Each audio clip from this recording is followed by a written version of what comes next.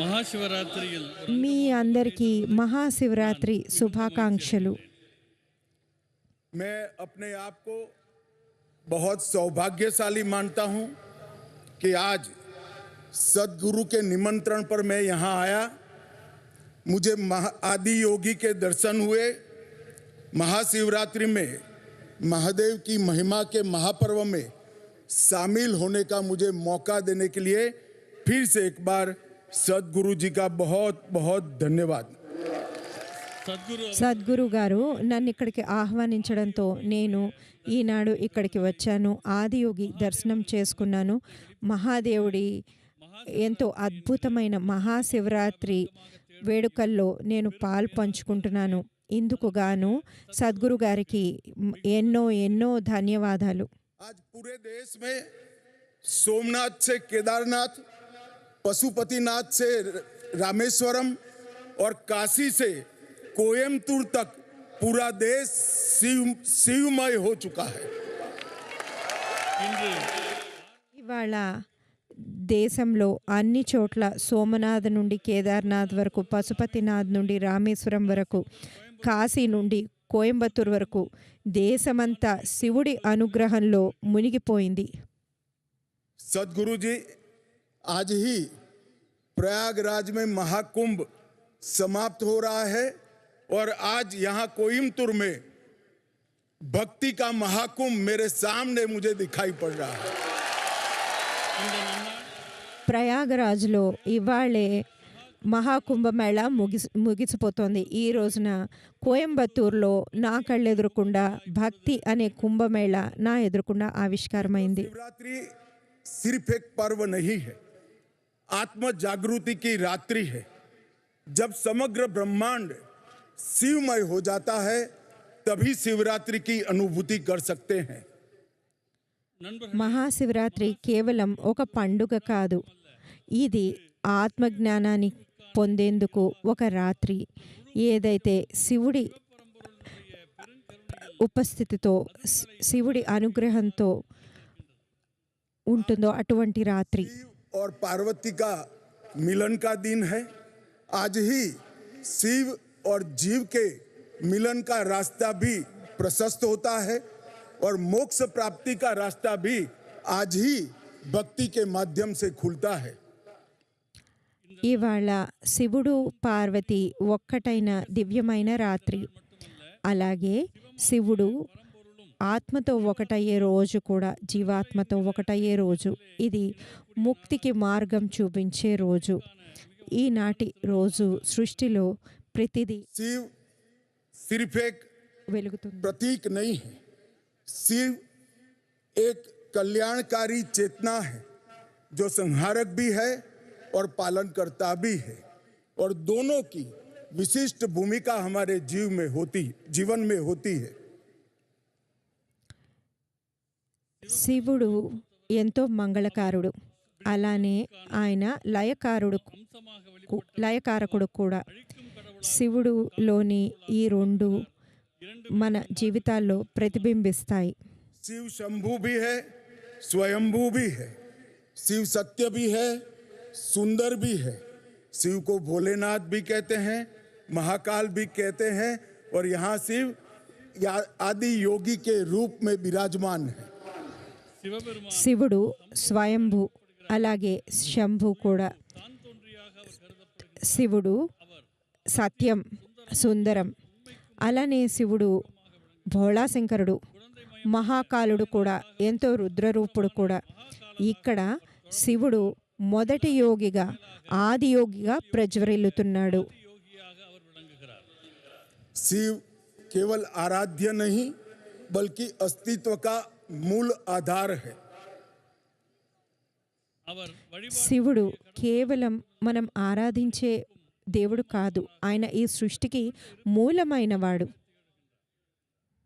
यह महाशिवरात्रि ये भक्ति और श्रद्धा की पराकाष्ठा का प्रमाण है, जिसमें असली अर्पण हमारा भक्ति के प्रति समर्पण है.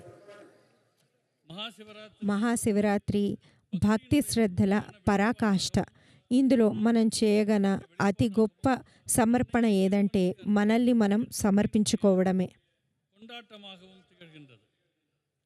मैं सदगुरु जी के लिए भी कुछ कहना चाहता हूं।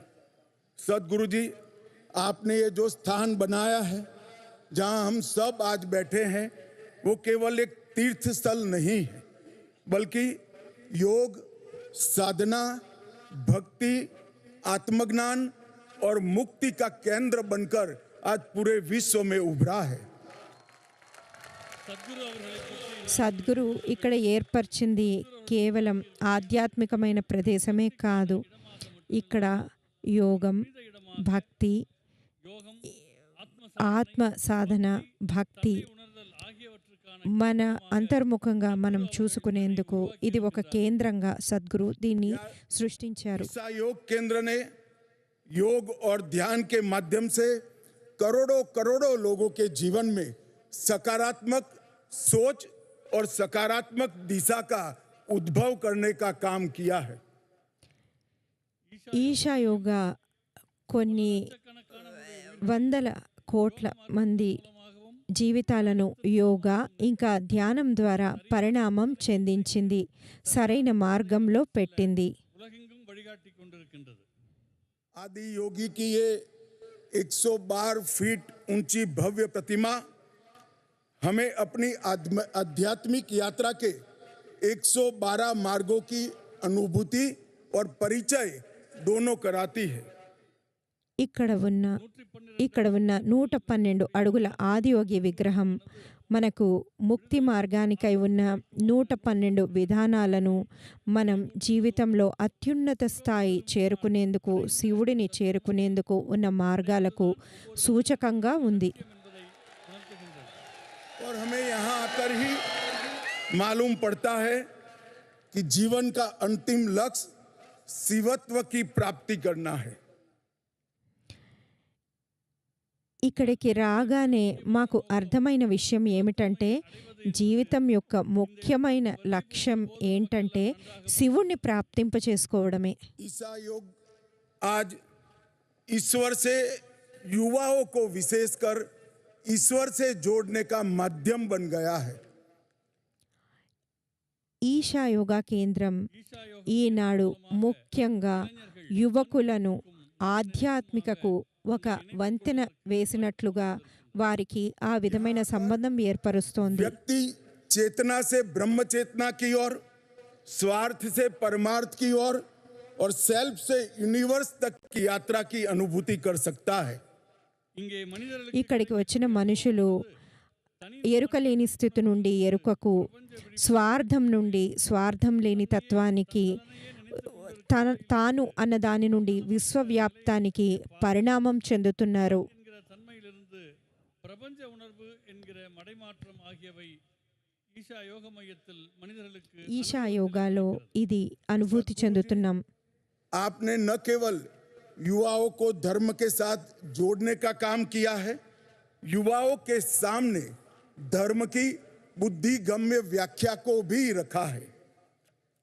இளைஞர்கள் సద్గురు గారు, మీరు కేవలం యువతను ఆధ్యాత్మికత గురించి, ఆధ్యాత్మికతో అనుసంధానం చేయడమే కాదు, వారికి తర్కపరంగా మన ధర్మం గురించి ఎంతో విశిష్టంగా వారికి ప్రబోధించారు. मित्रों, आपने अंग्रेजी में एक कहावत जरूर सुनी होगी, a mystic man on A mission. हमारे सदगुरु जी के लिए शायद ये शब्द बना है, एक कहावत बनी है। நண்பர்களே, நம்முடைய ఒక మార్మికమైన వ్యక్తి ఒక విశేష కార్యం కోసం అనే పదం మీరు వినే ఉంటారు. ఇందుకు మన సద్గురు సరిగ్గా ఈ పదం మన సద్గురువుకి సరిగ్గా సరిపోతుంది. सदगुरु जग्गी वासुदेव आज पूरी दुनिया भर को जीने का रास्ता सिखा रहे हैं।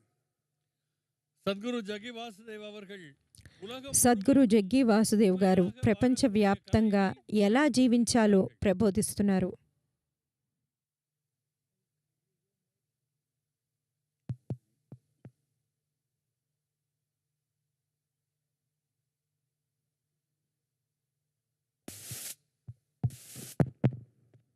आपके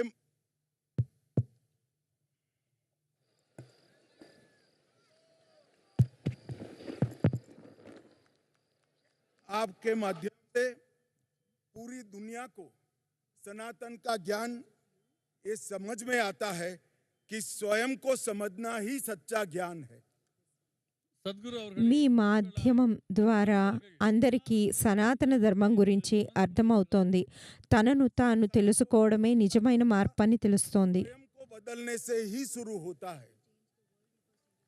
ఉలగத்தை మాట్ర வேண்டும் మార్చడం అనేది తమను తాము మార్చుకోవడంతోనే మొదలవుతుంది. సద్గురు అవர்கள் ఉణర్తి வருகிறார். ఇది సద్గురు తెలిపారు. आपके सेव सॉइल कैंपेन के साथ जुड़ा था। आपने हमारी सबसे अमूल्य धरोहर हमारी मिट्टी के लिए पूरे देश भर में संस्कार जगाया और पूरे विश्व को पर्यावरण का एक सुंदर संदेश भेजने का काम किया है। సద్గురు అవர்கள் సద్గురు, నేను మీతో పాటు సేవ్ సాయిల్ క్యాంపెయిన్లో పాల్గొన్నాను. తద్వారా మీరు మన భూమాత గురించి మన దేశవ్యాప్తంగా తెలిసేలా ఒక స్ఫూర్తిని నింపడమే కాకుండా విశ్వవ్యాప్తంగా అందరినీ జాగృతం చేశారు. తాను విழிப்புணர்வை ஏற்படுத்தியது. मैं सदगुरु जी को बड़ी विनम्रता से कहना चाहता हूं, सदगुरु जी आप पूरे राष्ट्र की संपत्ति के रूप में दुनिया के सामने उभर कर आए हैं। సద్గురు అవர்கள் సద్గురుజీ, నేను మీకు ఎంతో వినమ్రంగా చెప్పే విషయం ఏమిటంటే, మీరు మన దేశం అంతటికి సంబంధించిన ఒక గొప్ప నిధి. मित्रों, सदगुरु जी ने आदि योगी के माध्यम से योगा को एक नया रूप देने का काम किया और मोदी जी ने विश्व योग दिन मनाकर पूरी दुनिया को योग के सामने योग के लिए आकर्षित करने का काम किया है। మిత్రులారా, సద్గురు ఆదియోగి మాధ్యమంగా యోగాను మహత్తాన విழிப்புணர்வை ఎంతో వైభవంతో యువతకు అందించారు.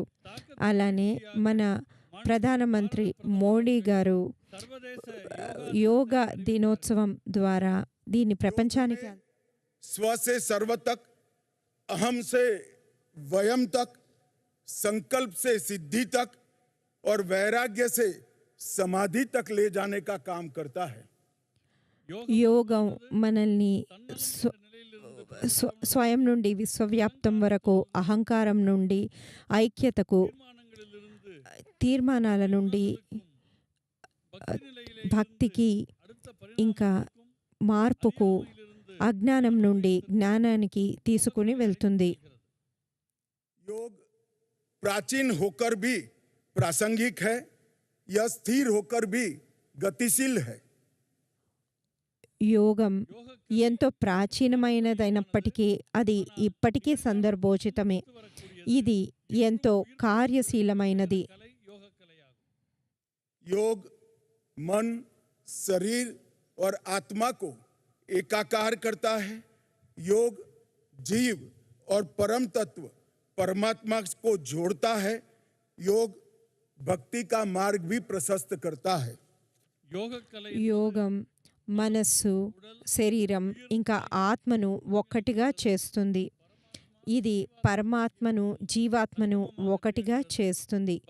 ఇది భక్తికి ఒక మార్గాన్ని ఏర్పాటు చేస్తుంది. जब मैं तमिलनाडु आया हूं तब ये जरूर कहना चाहूंगा कि भारत के आध्यात्मिक इतिहास की व्याख्या तमिल संस्कृति के वर्णन के बिना अधूरी है।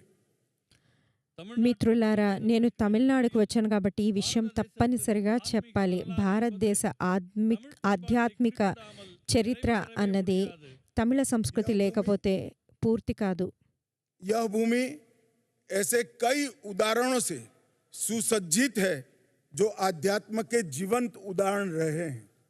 இந்த பூமி ఈ భూమి ஆன்மீக ఎందరో గొప్ప ఆధ్యాత్మికత కలిగిన వ్యక్తులతో నిండి ఉంది. விளங்குகிறது. அதற்கு எவ்வளவோ உதாரணங்கள் உண்டு. దీనికి ఎన్నో ఉదాహరణలు ఉన్నాయి. तिरुमूलर ने शिव भक्ति का प्रचार किया, कठोर तपस्या से तिरुमंत्रम की रचना की, जिससे हमारे धर्म के लगभग 3000 भजन संकलित किए गए हैं। மகரிஷி మహర్షి తిరుమూలర్ ఇందుకు ఒక ఉదాహరణ ఈయన శివభక్తి గురించి ఎంతో తీవ్రమైన తపస్సు చేయడమే కాదు, ఆయన తిరుమందిరం అనే 3000 శ్లోకాలను మనకు అందించారు. महर्षि अगस्त्य ने भी कई नई रचनाएं कर कर हमारे धर्म की व्याख्या को और मजबूत करने का काम किया है. அந்த வரிசையில் అగస్త్య మహర్షి కూడా మనకు ఎన్నో విషయాలను తెలిపి మన సనాతన ధర్మాన్ని మరింత పటిష్టం చేశారు. यहाँ पर भगवान शिव को दक्षिण मूर्ति के रूप में देखा जाता है, जो साधक को ज्ञान, विवेक, मुक्ति और मोक्ष सभी प्रदान करता है. தமிழ் ఇక్కడ తమిళనాడులో శివుడిని మనం దక్షిణామూర్తిగా చూస్తాము. ఈయన జ్ఞానానికి, ఆత్మజ్ఞానానికి, విమోచనకు, మోక్షానికి ఈయన సూచకంగా ఉన్నారు. நிலை, விடுதலை, முக்தி ஆகியவற்றை அருளுகிற கடவுளாக விளங்குகிறார். सदगुरु जी, मैंने आपके शिवरात्रि महोत्सव के लिए बहुत कुछ सुना था, सुनकर भी अनुभूति होती थी, मगर आज मैं यहाँ आया हूँ तब मैं निश्चित रूप से पूरे विश्व को कहना चाहता हूँ, ये अद्भुत है, अकल्पनीय है, अवर्णनीय है. சத்குரு அவர்கள் సద్గురు, నేను మీ మహాశివరాత్రి గురించి ఎంతో విన్నాను, విని కూడా చాలా అనుభూతి చెందాను. ఈరోజు నేను ఇక్కడికి వచ్చి మీకు చెప్పాల్సింది ఏంటంటే, ఇది ఎంతో అద్భుతం, ఎంతో విశేషంగా, ఎంతో గొప్ప అనుభూతిని మిగిలిస్తోంది. हिंदुस्तान की रचना में सदगुरु ने विज्ञान और अध्यात्म इसको साथ में लाकर ये सिद्ध किया है कि ध्यान, ऊर्जा और चेतना की अवस्थाएं अंधविश्वास नहीं है, परंतु मूलभूत विज्ञान है. సద్గురు ఆధ్యాత్మికతను ఇంకా శాస్త్రాన్ని ఒక్కటిగా చేయడం వల్ల ఆయన ఆధ్యాత్మిక విజ్ఞానం, ధ్యానం ఇంకా చైతన్యం అనేవి అంధవిశ్వాసాలు, మూఢ విశ్వాసాలు కాదు, ఇవి జీవితానికి మూలం అని తెలిపారు. सभी को ये अनुभूति कराई है, शिव ही शाश्वत है, शिव ही चेतना है और शिवत्व को जागरूक करने का यही एक रास्ता है. సద్గురు, మీరు అందరికీ நம்முடைய ఏమి நிலையில் விழிப்புணர்வு స్పష్టం చేశారు అంటే, శివుడే సర్వం అని, శివుడే అసలైన చైతన్యమని ప్రతి మనస్సులోనూ శివుడిని మేల్కొల్పారు. पूरे भक्तगण आज यहाँ शिवरात्रि महोत्सव में उपस्थित हुए हैं. मैं आशा करता हूँ कि हम सब यहाँ से शिव तत्व को स्वयं में समाहित कर कर शिवांग बनने की ओर आगे बढ़ेंगे. सदगुरु जी का फिर से एक बार बहुत बहुत